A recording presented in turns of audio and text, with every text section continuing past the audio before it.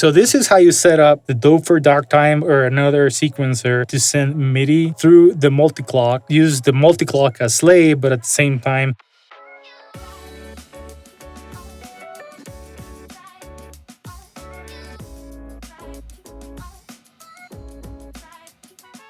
in this video, I'm going to answer 2 questions that came through from my video about how to sync any synthesizer with a DAW using the ERM Multiclock. The 2 questions came by Glenn EFX. He asked about how to make the ERM Multiclock the slave and use the Doper dark times as the master. Cool thing, I have both, so we're going to set that up. And then the other question came from Matthias Stanman, and hopefully I did not butcher your name. And his question pretty much was how to use the plugin to set it up to route the audio that's going to be sent to the ERM Multiclock by using his interface. All right, guys, hopefully I'm able to help.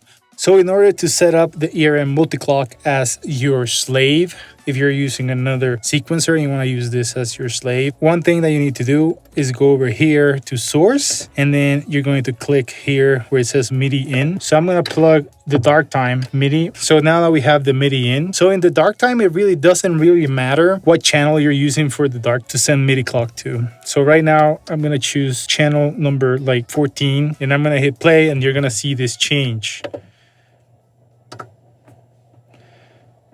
As I'm changing the clock here, it's changing it here, as you can see. So it's pretty straightforward. So where it gets tricky is when you're trying to set up and trying to send MIDI signal or MIDI notes from the Doper or for another sequencer through the multiclock to your other synthesizer. So for instance, I'm going to use Yarns for this example. So what you need to do is set up, well, in this case, 3 things. So we're gonna go to the MIDI mapper. So over here, 1, 2, 3, 4, those are the outputs right here, the MIDI outputs. So, and this one's the MIDI channel that is going to be sent from your sequencer. And this other one is gonna be the actual channel for the receiver. I'm going to use this output right here, this gray one. So let me plug this in. All right, so this one is actually receiving MIDI from MIDI channel 6, and then it's going to be sending MIDI channel out number 5. So this one has to be set up at 5, right? So let's set up the dark time as 6, MIDI out 6. So 1, 2, 3, 4, 5, 6, right? Now let's set up Yarns. So let's go to channels here in Yarns, and let's set up to channel 5, right? So now that that's set up, if I hit play, this is going to send a MIDI signal directly to Yarns through the ERM Multiclock. So right now, you can see there's clock coming in, but let's send some notes. Okay, and you're gonna hear the sounds coming through after we patch it up. Right now, I just want you to see this light up.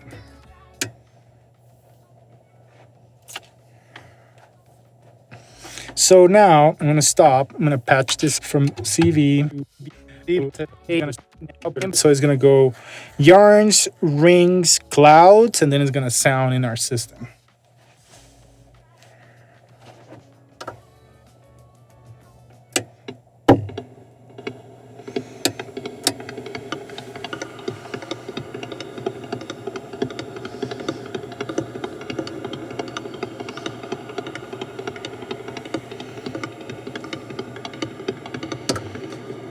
So this is how you set up the Doper dark time or another sequencer to send MIDI through the multiclock.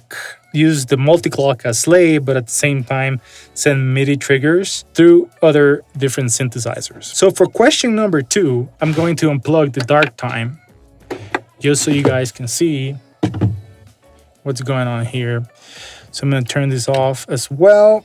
And so the second question has to do with how do you set up the plugin and the routing that you need to do from your DAW to the ERM Multiclock, so it doesn't sound like the sound is coming from the plugin to your monitors. The first thing that we need to do is set up the multiclock in your DAW. The one thing that I need to change in Logic is the output. So the output is going to go to the mono and output 3, which is the third output of my Apollo twin. And in the UAD console, I set up the routing. So line 3 of the Apollo is the one that's going to be sending the signal to the ERM multiclock. So now that we have this set up, then we go over here to source, audio in, and then once I hit play in Logic, you're gonna see the clock change with the multiclock. Let's get out of here. Now, right now we're at 173, which was left from what we clocked with the Dope for Dark Times. So now let's do this.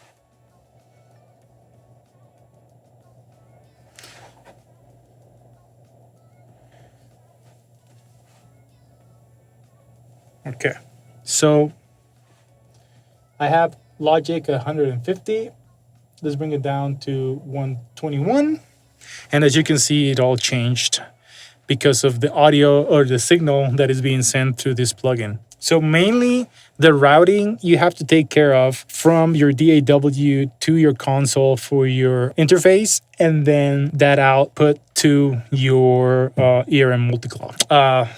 Let me know what else I can help you guys with. I would love to hear some comments from you guys.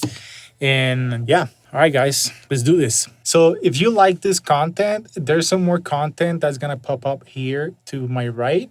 And yeah, just make sure that you click and go see a little bit more. And if you